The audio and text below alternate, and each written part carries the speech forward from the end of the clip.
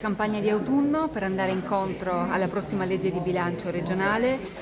Si intitola Tutto bene? I conti non tornano, perché quello che sta succedendo in Friuli Venezia Giulia davanti a una giunta regionale che dice che sta andando tutto bene, noi riscontriamo invece tagli alla sanità, liste d'attesa infinite, grande solitudine per le persone che hanno un anziano in casa o dei soggetti fragili con disabilità, e notiamo anche che c'è un continuo sfilacciamento, una grande solitudine e una difficoltà anche che si riscontra ad esempio sulla questione abitativa, perché in Friuli Venezia Giulia noi abbiamo una demografia che sta purtroppo decrescendo, però anche chi vuole tornare nella nostra regione, e sono tanti i giovani che vorrebbero tornare, non trovano delle case adeguate, non trovano un aiuto, un sostegno economico anche da parte della regione. Quindi questi sono i tre temi che noi affronteremo a partire appunto da questi giorni, con delle iniziative nazionali e regionali che si svolgeranno nel mese di dicembre e poi a gennaio, per insistere sui temi della sanità, del sociale,